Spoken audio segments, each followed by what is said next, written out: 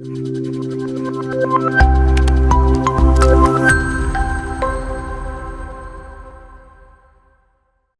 Everyone, how are you all. तो आज से हम शुरू करने वाले हैं अपने मैनेजरियल इकोनॉमिक्स का सिलेबस। आज हम स्टार्ट करने वाले हैं विद आवर ब्लॉक 1, जिसके अंदर हम करेंगे सबसे पहले यूनिट 1। ठीक है, और यूनिट 1 हमारी कौन सी है? Scope of managerial economics. ठीक है, इसमें हमारे पास यूनिट 1 में there is only the basic part कि क्या होता है मैनेजरियल इकोनॉमिक्स, का नेचर क्या है, कैरेक्टरिस्टिक्स क्या है, सिर्फ ये सब चीजें। ठीक है, चलिए लेट्स गेट स्टार्टेड। ओके, अच्छा नाउ हम सबसे पहले इसमें क्या देखेंगे कि कंटेंट क्या है, हम क्या मतलब अब देखते हैं सबसे पहले हम क्या पढ़ने वाले हैं इसमें। ठीक है, अच्छा सबसे पहले we'll see what is managerial economics. ठीक है, उसके बाद हम देखेंगे नेचर ऑफ मैनेजरियल इकोनॉमिक्स। ठीक है, then we have scope of managerial economics. ठीक है, then we have definitions by some philosophers. ठीक है, then we have managerial economics and other disciplines. ठीक है, then we have economic analysis, फिर characteristics है मैनेजरियल इकोनॉमिक्स के, then summary and then questions. ठीक है, चलिए अब स्टार्ट करते हैं। तो अच्छा, आप लोगों को पता है कि मैनेजरियल इकोनॉमिक्स होता क्या है? अच्छा, as I have already told you guys in the introduction part कि managerial economics is the combination of two terms. क्या कौन कौन सी? एक मैनेजमेंट है and the other one is economics. अच्छा, मैनेजमेंट क्या होता है? इस तरह से काम करवाना औरों से कि हमारा जो एम है वो क्या हो जाए, अचीव हो जाए एफिशिएंटली एंड इफेक्टिवली। करेक्ट। और इकोनॉमिक्स क्या था? Study of scarce resources. Correct. इन दोनों को जोड़ के क्या बनता है हमारे पास? मैनेजरियल इकोनॉमिक्स, कि कैसे हम अपना काम एफिशिएंटली करवाते हैं, वो होता है managerial economics. Correct. Now let's read जो डेफिनेशन हमने मैं यहाँ पे लिखी है। ठीक है, मैनेजरियल इकोनॉमिक्स क्या होता है? Is the stream of management studies that emphasises solving problems in businesses using the theories in micro and macro economics. ठीक है, सिर्फ माइक्रो एंड मैक्रो इकोनॉमिक्स से नहीं बल्कि इकोनोमेट्रिक्स के भी कुछ कंसेप्ट्स यूज होते हैं। With the help of those as well हम क्या करते हैं, अपनी जो भी हमारे मैनेजमेंट में हमारी जो भी प्रॉब्लम्स आती है उनको क्या करते हैं? सॉल्व करते हैं। ठीक है, this branch of economics is used by firms to not only find the solutions of the problems in daily running but for long term planning. सिर्फ डे टू डे के लिए नहीं but for a long term planning भी हम क्या करते हैं? Managerial economics को यूज करते हैं। ठीक है, चलिए अब आगे देखते हैं। अच्छा, now we have nature of managerial economics. ठीक है, कि नेचर क्या है? अच्छा, इसमें हम सबसे पहले क्या लिखेंगे कि सबसे पहले आपको मैंने जो बताया मैनेजरियल इकोनॉमिक्स किससे बना है? मैनेजमेंट से एंड इकोनॉमिक्स से। मैनेजमेंट क्या बताया मैंने आपको? इस तरह से अपना काम करवाना कि हमारे रिसोर्सेज क्या है एफिशिएंटली और इफेक्टिवली यूज हो जाए, और हमारा एम भी क्या होगा? रिसोर्सेज हमारे जो रिसोर्सेज है वो यूज हो जाए एफिशिएंटली। ठीक है, और हमको एम क्या है हमारा? कंप्लीट हो जाए एफिशिएंटली एंड इफेक्टिवली। और इकोनॉमिक्स क्या बताया था आपको मैंने? Study of scarce resources. Correct. अच्छा, now let's read from the slide. क्या लिखा है कि management is coordination, an activity और एन ऑनगोइंग प्रोसेस। ठीक है, a purposive process and the art of getting things done by others. ठीक है, इसमें एफिशिएंटली एंड इफेक्टिवली वर्ड चला गया, वो भी इसमें ऐड कर दीजिएगा कि एफिशिएंटली एंड इफेक्टिवली जब हम ये काम करते हैं तो उसको क्या बोलते हैं? मैनेजमेंट बोलते हैं। ठीक है, on the other hand economics क्या होता है? Economics is engaged in analyzing and providing answers to manifestation of the most fundamental problem of scarcity. ठीक है, scarcity of resources result from two fundamental facts of life. Scarcity क्यों होता है? Because of the two facts of life. कौन कौन से? कि एक तो है कि human want are virtually unlimited and insatiable. मतलब human wants क्या है? बहुत सारी हैं, they are unlimited. ठीक है, अगर एक कंप्लीट जाती है तो वो बोलता है नहीं मुझे कुछ और चाहिए, वो कंप्लीट जाती है नहीं मुझे कुछ और चाहिए। Human wants are unlimited, they are कि कभी सेटिस्फाई नहीं हो सकती ह्यूमन वांट्स। ठीक है, and the other one is economic resources to satisfy these human needs are limited. Now need हमारी वांट्स क्या है? They are unlimited, but the resources जो हम जिनसे वो सेटिस्फाई होंगे वो क्या है? अनलिमिटेड। वो कम है वो ज्यादा है। ठीक है, अच्छा now let's C. Now I have a diagram है। अच्छा now what is scarcity? Scarcity क्या होगा? जब हमारे पास क्या है? लिमिटेड रिसोर्सेज है, क्या है? कम रिसोर्सेज है, और चॉइसेस क्या है? वी हैव अनलिमिटेड चॉइसेस, तो क्या होगा? स्कार्सिटी हो जाएगा। ठीक है, फॉर एग्जाम्पल वी हैव आपको ब्रेकफास्ट करना है और आपके पास आटा है। Now you have atta but you also you want roti. ठीक है। यू ऑल्सो वांट कि है तुमको आपने पराठा खाना है आलू का, ठीक है। नाउ यू ऑल्सो वांट कि नहीं मुझे प्लेन पराठा भी खाना है एक, ठीक है। अब आप बोलेंगे नहीं मुझे उसके साथ गोभी का पराठा भी खाना है एक, ठीक है। अब एक सिंपल आटे से आप इतने सारे बना सकते हैं, चॉइसेस आर अनलिमिटेड, लेकिन अब वो आटा जो है वो सिर्फ एक पराठे के लायक ही आटा है। लेकिन आपकी चॉइस रिसोर्स क्या हो गया? आटा कितना हो गया? कम है, एक पराठे के लायक है, लेकिन आपको कितनी चीजें खानी है? आपको प्लेन पराठा भी खाना है, आपको चपाती भी खानी है, आपको आलू का पराठा भी खाना है, आपको गोभी का पराठा भी खाना है, ठीक है। तो चॉइसेस क्या होंगी? अनलिमिटेड। वांट क्या है आपकी? अनलिमिटेड, ठीक है। और रिसोर्स क्या है? लिमिटेड। तो ये क्या हो गया? स्कार्सिटी की प्रॉब्लम, ठीक है। अच्छा, नाउ स्कार्सिटी में वी हैव 3 क्वेश्चंस जो हम देखते हैं जब स्कार्सिटी ऑफ होता है हमारे पास, ऑफ रिसोर्स होता है। कौन-कौन से? कि what to produce.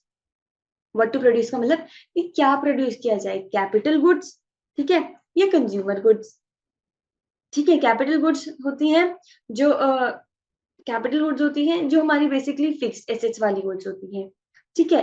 Consumer goods होती हैं जो कंज्यूम वाली होती हैं, ठीक है। कंज्यूमर गुड्स में हमारे पास जो भी हम कंज्यूम करते हैं, जैसे कि ग्रोसरीज आपकी आइटम आ गई हमारी, ठीक है, ये सब आता है कंज्यूमर में।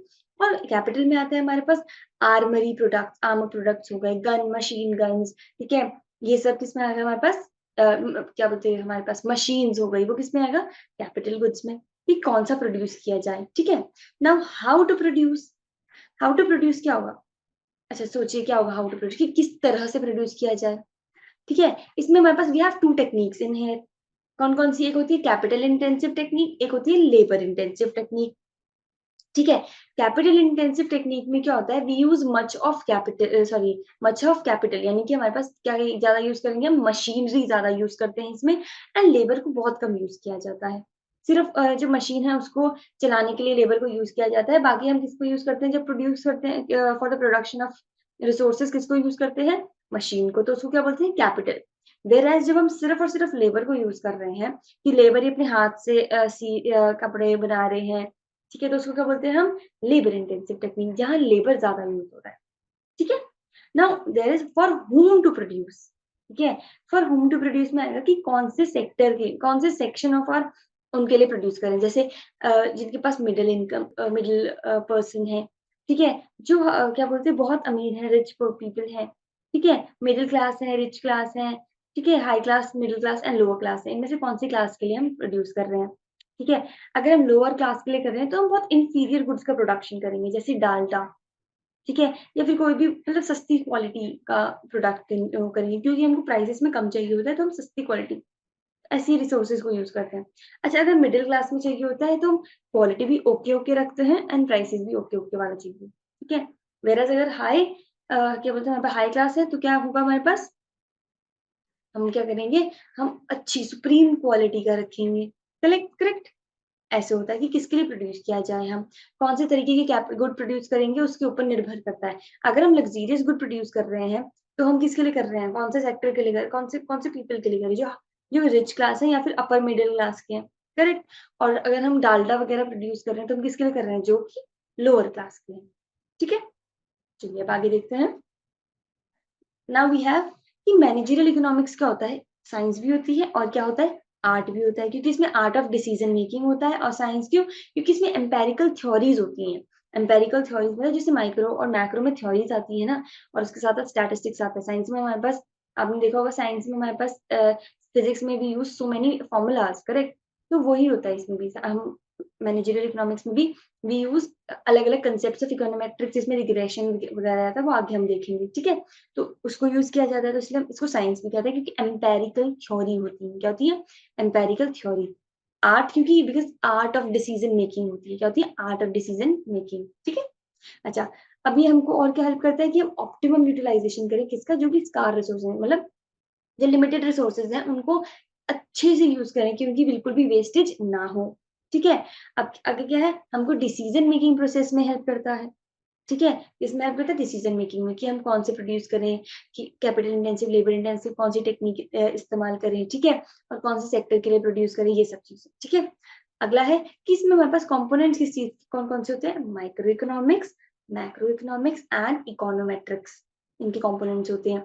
माइक्रो के क्या हो गया? डिमांड सप्लाई, ठीक है, और बाकी चीजें एग्जांपल दे रही हूँ, डिमांड सप्लाई और बाकी चीजें।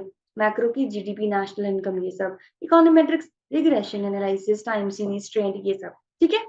अच्छा, और ये क्या होता है, डायनेमिक इन नेचर, मतलब इट कीप्स ऑन चेंजिंग, ठीक है। क्या होता है, इट कीप्स ऑन चेंजिंग। अच्छा, और इसमें हमारे पास वेरियस टूल्स एंड प्रिंसिपल्स को भी यूज किया जाता है, जैसे कि ओआर यानी कि ऑपरेशन रिसोर्स, एचआर मतलब human resource, marketing, accounting, finance, etcetera. Okay, now let's see आगे।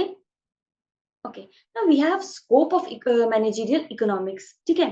अच्छा, स्कोप में क्या आएगा हमारे पास कि ये कहाँ कहाँ हम इसको इस्तेमाल करते हैं, कैसे कैसे, ठीक है। Managerial economics draw on economic analysis for such concepts as, किस किस के कंसेप्ट में यूज करते हैं मैनेजरियल इकोनॉमिक्स, कॉस्ट के लिए, डिमांड में, प्रॉफिट में, कंपटीशन। ओके, ये हम आगे, अब अभी आप ये पढ़िए, आगे जो चैप्टर्स है उसमें आपको समझ आ जाएगा कि कहाँ कहाँ जो टॉपिक, ये आपके चैप्टर्स के नेम है बेसिकली। तो आप जितने भी चैप्टर्स आप पढ़ेंगे ना, उन सबको कंपाइल करके आप स्कोप में लिख सकते हैं, ठीक है। Now next is, it attempts to bridge the gap between purely analytical problem that intrigue many economic theorists and the day-to-day decisions। अच्छा, जो भी प्योरली एनालिटिकल प्रॉब्लम है उसको, और डे टू डे जो डिसीजन मेकिंग कर रहे हैं उनके बीच का जो गैप है उसको फिल करने में हेल्प करता है, ठीक है। Then we have, it offers powerful tool and approaches for managerial policy making। Tools and principles देता है हमको, जो हमको मैनेजरियल डिसीजन मेकिंग में हेल्प करता है। अच्छा, एग्जांपल क्या हो जाएगा हमारे पास स्कोप में कि कौन कौन से हमारे पास कंसेप्ट आते हैं इसमें, demand, supply, cost, production, profit, competition, market के बारे में, ये सब आते हैं, ठीक है। अब आगे देखते हैं हम। Now we have, managerial economics is concerned with applications of economic concepts and analysis to problem of formulating rational managerial decisions। ठीक है, rational managerial decision में help करता है ये। अच्छा, now we have four group of problems जिसकी decision making में हमको managerial economics help करता है। क्या है, four group of problems की four कौन सी वो problems है जिसमें managerial economics हमको help करता है, basic four जो problems, ठीक है। सबसे पहला है रिसोर्स एलोकेशन, जो हमने ऑलरेडी पढ़ा, क्या अभी तक स्कार रिसोर्सेज पढ़ रहे थे, कम रिसोर्सेज है और अनलिमिटेड चॉइसेस है। तो अब हम जो कम रिसोर्सेज हैं उनको कैसे हम सही करेक्ट करेक्ट जगह पे उस रिसोर्स को एलोकेट करें कि कम से कम वेस्टेज हो, ठीक है, और हमारा क्या हो, प्रोडक्शन अच्छा हो जाए। इसको क्या बोलते हैं, रिसोर्स एलोकेशन, की रिसोर्स को ऐसे एलोकेट करना, ऐसे लगाना कि मैक्सिमम हमको क्या मिले, आउटपुट की प्रोडक्शन हो, ठीक है, वेस्टेज मिनिमम मिनिमम क्या हो ही ना, या फिर, ठीक है, ऐसे करते हैं। एफिशिएंटली और effectively utilization of all the resources, resource allocation तो ये हो गया। Then we have inventory and queuing problem. अच्छा, इन्वेंट्री प्रॉब्लम का मतलब होता है हमारे पास कि कितनी इन्वेंट्री को हम अपने पास होल्ड करके रखें। एक, अच्छा, एक बड़ी फर्म है हमारे पास, तो ऐसा तो है नहीं कि वो आज प्रोड्यूस कर रही है, उसी को आज सेल कर दिया, आज प्रोड्यूस आज सेल, नहीं। क्या कर दिया, आज प्रोड्यूस करा है, थोड़ा क्वांटिटी सेल कर देगी, 70%, 30% उसके पास स्टॉक रहेगा, करेक्ट। कि आगे अगर इन केस हमारे पास कभी भी सप्लाई, मतलब हमारे पास अपनी प्रोडक्शन कम है बिकॉज ऑफ सम प्रॉब्लम्स, तो हम उनको बेच दें, या फिर जब डिमांड बहुत ज्यादा हो रही है तो जो हमारे पास स्टॉक है उनको कर दें आगे, करेक्ट। अच्छा, तो अब क्या होता है, इन्वेंटरी ना तो बहुत ज़्यादा होनी चाहिए, ना ही बहुत ही कम होनी चाहिए। अच्छा, बहुत कम क्यों नहीं होनी चाहिए, कि अगर बहुत कम है मान लो, तो जब भी हमारे पास डिमांड इंक्रीज़ होगा तो हम कैसे उस डिमांड को पूरा कर पाएँगे? अगर हमारे पास सप्लाई के लिए स्टॉक ही नहीं है, इन्वेंटरी ही नहीं है, तो जब डिमांड ज़्यादा होगी तो हम क्या भेजेंगे? तो हमको क्या हो जाएगा उस टाइम? लॉसेस हो जाएँगे, करेक्ट? अच्छा, और अगर ज़्यादा होगी इन्वेंटरी तो क्या होगा? ज़्यादा इन्वेंटरी है। अच्छा, अगर आप क्या करते हैं, अपने पास बहुत सारा स्टॉक किसी चीज़ का सँभाल के रखते हैं, बहुत सारा, मान लो आपने क्या रख दिया अपने पास, मैगी रख दी, तो आप देखेंगे आपने आपने मान लो 100 packets of Maggi for 1 week रख लिया अपने पास, ठीक है। अब आप, only for you, only for you to consume, ठीक है। तो आप देख सकते हैं कि अब ऐसा तो नहीं कि रोज आप मैगी खाओगे, रोज रोज रोज खा के भी परेशान हो जाओगे, करेक्ट। अच्छा, और वो जो मैगी आपकी पड़ी है वो क्या होगी, खराब हो जाएगी, है ना। तो वैसे इन्वेंट्री अगर ज्यादा रखेंगे तो एक तो वो खराब होने का डर है, लॉस होने का डर है उसमें, कि वो खराब हो जाएगी, फिर वो वेस्ट हो जाएगी, करेक्ट।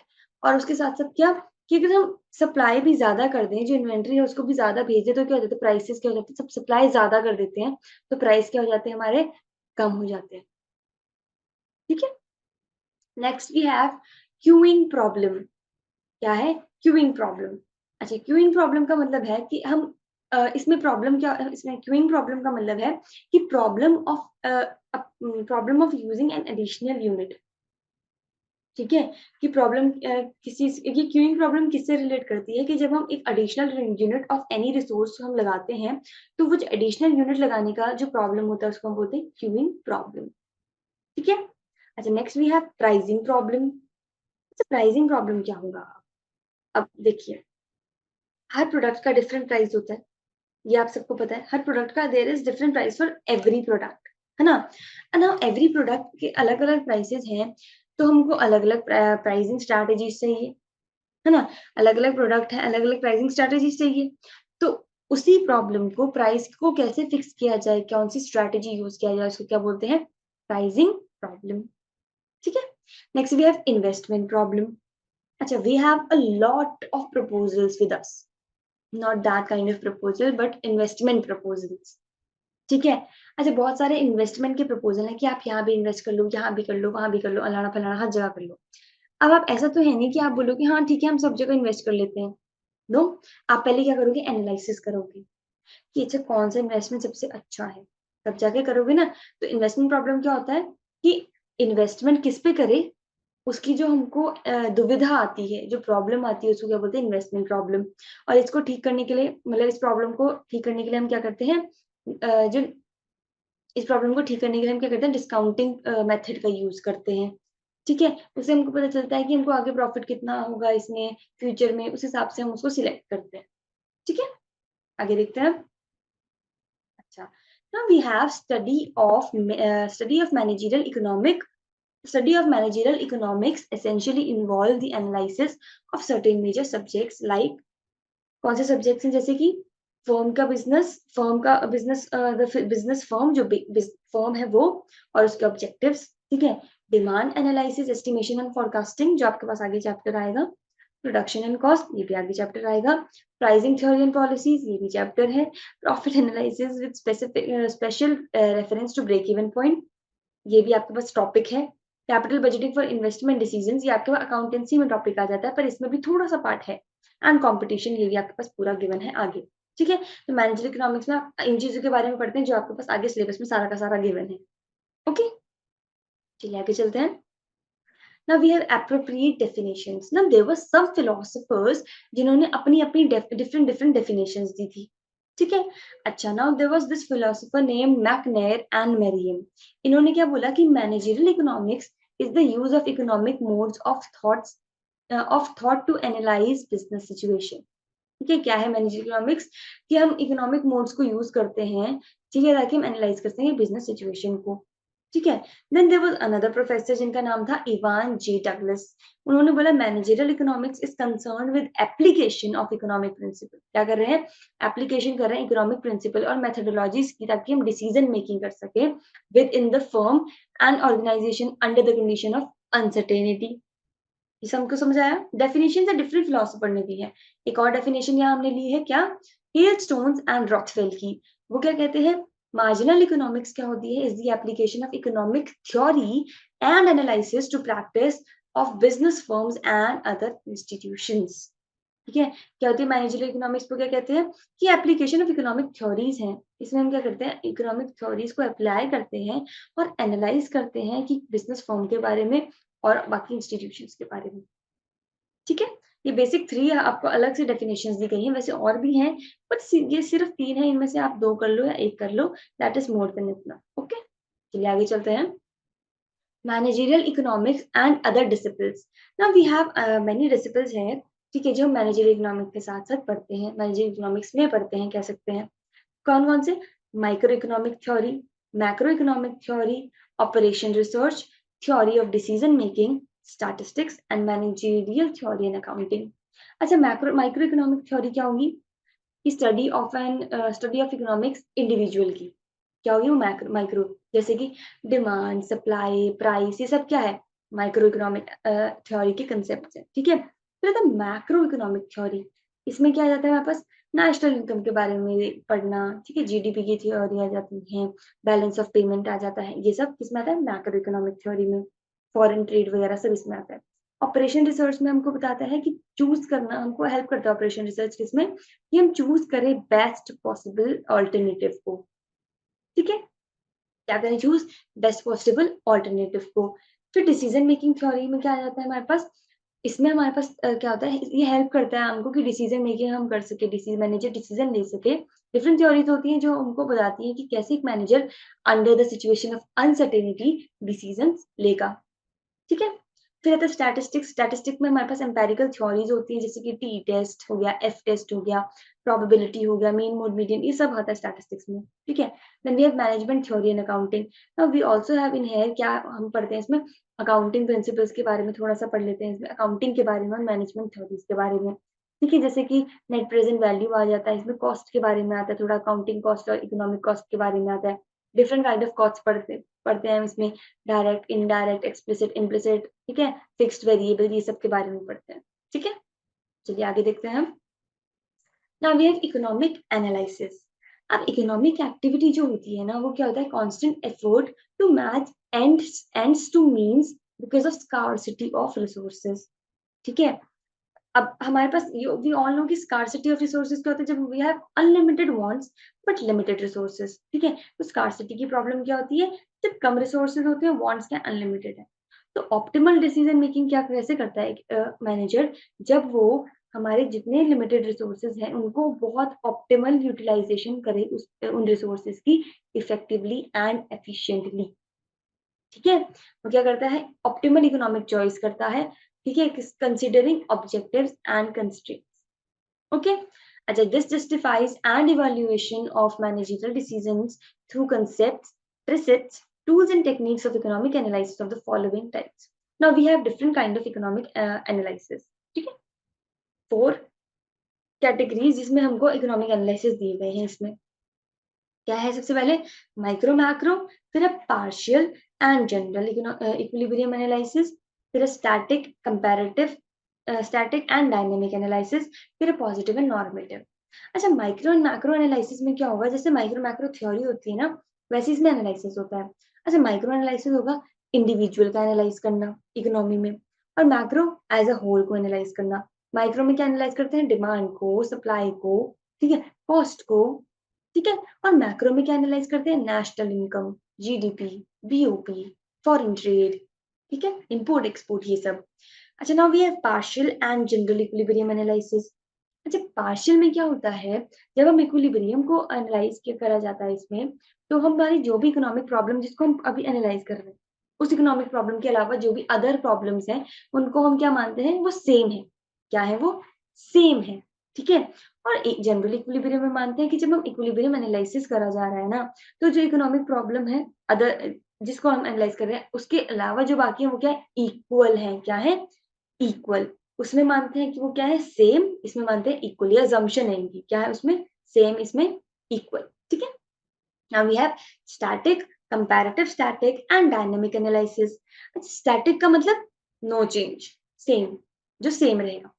कंपैरेटिव स्टैटिक का मतलब जो सिर्फ एक बार चेंज हो जाएगा, सब चेंजों के लिए वो एक ही बार चेंज होएगा, सिर्फ one time, for all the other time सिर्फ एक ही बार चेंज हो रही है। ठीक है, और डायनेमिक एनालिसिस में क्या होता है, कांस्टेंट चेंजेस आते रहते हैं। ठीक है, अच्छा, now next we have positive and normative analysis. अच्छा, in simple words we can say कि पॉजिटिव एनालिसिस क्या होता है, कि व्हाट इट इज, क्या भी है, और नॉर्मेटिव होता है क्या होना चाहिए, व्हाट इट शुड बी। ठीक है, पॉजिटिव क्या है, what it is, and normative what it should be. ठीक है, चलिए नाउ लेट्स सी आगे। अच्छा, हमारे पास है अब characteristics of managerial economics. Okay, हमने जितना भी अभी तक मैनेजरियल इकोनॉमिक्स के बारे में पढ़ा, उसको अगर निचोड़ देंगे ना, तो हमारे पास कैरेक्टरिस्टिक्स निकल जाएंगे। सबसे पहले क्या बोलेंगे, हमको क्या करता है, हेल्प डिसीजन मेकिंग में हेल्प करता है। करेक्ट, डिसीजन मेकिंग में हेल्प करता है, लॉन्ग टर्म प्लानिंग में हेल्प करता है, ये भी बोल सकते हैं। ठीक है, science as well as arts है, वो भी बोल सकते हैं। ठीक है, माइक्रो इकोनॉमिक कैरेक्टरिस्टिक्स है, मैक्रो इकोनॉमिक कैरेक्टरिस्टिक्स है, इकोनोमेट्रिक्स का कॉन्सेप्ट भी है, ये भी बोल सकते हैं। ठीक है, और क्या गोल ओरिएंटेड पर्सपेक्टिव है, ठीक है, बोल सकते हैं। फिर है, it largely uses that body of economic concept and principles which is known as theory of form. इसमें बेसिकली क्या आती है, जो थ्योरी ऑफ फॉर्म्स हैं वो आती हैं, सिर्फ फॉर्म के बारे में पढ़ा जाता है इसमें बेसिकली। ठीक है, इसमें और क्या है, managerial economics is both conceptual and mathematical. इसमें थ्योरी विद मेजरमेंट भी आती है। ठीक है, और यहाँ हमारा एंड होता है। अब हम पढ़ते हैं समरी, हमने अभी तक क्या पढ़ा। सबसे पहले हमने देखा था मैनेजरियल इकोनॉमिक्स क्या होता है ना, उसमें हमने क्या देखा था कि managerial economics is used by firms to improve their profitability. Basically managerial economics को हम क्यों यूज करते हैं, ताकि उनकी प्रॉफिटेबिलिटी इंक्रीज हो सके। ठीक है, it is economics applied to problem of choice and allocation of scarce resources by firms। ये क्यों यूज किया जाता है, ताकि हमारे पास जो भी स्कार रिसोर्सेज हैं उनको हम क्या कर सके, एफिशिएंटली एंड इफेक्टिवली यूटिलाइज कर सके, ताकि optimum utilization of those resources हो सके। ठीक है, it refers to application of economic theory and tools of analysis। it is linked with various fields of studies। various field of study हमने पढ़ा था क्या क्या, माइक्रो मैक्रो थ्योरी, ठीक है, ऑपरेशन रिसर्च था, उसमें मैनेजमेंट थ्योरी एंड अकाउंटिंग था, स्टैटिस्टिक्स था, है ना, थ्योरी ऑफ डिसीजन मेकिंग था, ये सब के बारे में पढ़ा था। ये है फील्ड ऑफ स्टडी। फिर हमने अच्छा क्या क्या पढ़ा था टॉपिक्स, एक सबसे पहले डेफिनेशन पढ़ी थी, फिर हमने नेचर पढ़ा था इसका, है ना, फिर हमने स्कोप की क्या क्या आता है इसमें, फिर हमने डिफरेंट फिलोसफर्स ने जो जो डिफरेंट डेफिनेशन दी थी वो पढ़ी थी। अच्छा, फिर हमने देखा था कैरेक्टरिस्टिक्स क्या है ना, बीच में हमने इसमें प्रॉब्लम्स भी पढ़ी थी, है ना। फिर क्या क्या थी प्रॉब्लम्स हमारे पास, एक तो हमारे पास resource allocation, inventory and queuing problem था, है ना। फिर और क्या था हमारे पास, क्या था और इन्वेस्टमेंट प्रॉब्लम था, और लास्ट क्या था, प्राइसिंग प्रॉब्लम था। Correct, very good. ओके, और हमने क्या पढ़ा था, एनालिसिस के बारे में पढ़ा था। We had 4 different kind of analysis. अच्छा, first one was micro and macro analysis, correct. Second one is positive and normative analysis, ठीक है जी। Third is static, comparative static and dynamic analysis, ठीक है। And fourth one was partial and general equilibrium analysis। Okay, now I have some questions here which I have prepared for you guys। In questions को अगर आप एक बार पढ़ेंगे और मन ही मन ऐसे ही कर लें या फिर लिख कर देख लें, तो आपको पता चल जाएगा आपको कितना ये पूरा लेक्चर समझ आया है। ठीक है, आज सबसे पहले आपने बताना है व्हाट इज इकोनॉमिक्स। यहाँ पे इकोनॉमिक्स का मतलब मैनेजरियल इकोनॉमिक्स है। ठीक है, जस्ट हैव टू टेल कि व्हाट इज मैनेजरियल इकोनॉमिक्स, उसके कैरेक्टरिस्टिक्स के बारे में लिखना है।